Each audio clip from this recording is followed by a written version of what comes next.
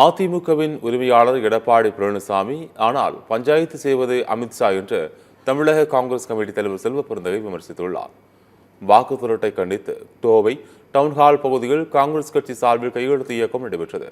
கையெழுத்து இயக்கத்தை துவக்கி வைத்து செய்தியாளருடன் பேசிய செல்வ பெருந்தகை, பாஜக எந்த மாநிலத்தில் நுழைந்தாலும் ஆமை புகுந்த வீடாக மாறும் என்று கூறினார். ஒருத்தர் ஹரித்துவார் போறேன்னு சொல்லிட்டு அமித்ஷாவை பார்ப்பாரு, ஒருத்தர் கட்டடத்தை பாக்குறேன்னு சொல்லிட்டு அமித்ஷாவை பார்ப்பாரு.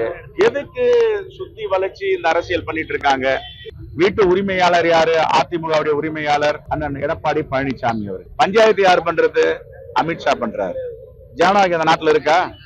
நான் வீட்டு முதலாளின்னா வீட்டு முதலாளி நான் தான் சொல்லணும் யார் இருக்கணும் இருக்கக்கூடாதுன்னு.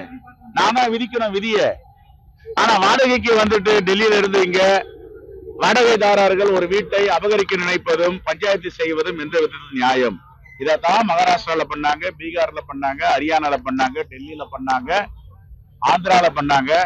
உச்சபட்சமா இன்னைக்கு தமிழ்நாட்டுல ஒரு அதிமுகவை 4 அதிமுக ஆக்கினாங்க. பாஜக எந்த மாநிலத்தில் நுழைந்தாலும் அங்க இருக்கின்ற ஜனநாயகத்திற்கு ஆபத்து. ஆமை நுழைந்த வீடுன்னு சொல்லுவாங்க. பாஜக எந்த மாநிலத்தில் நுழைகிறதோ ஆமை புகுந்த வீடாகத்தான் மாறுது.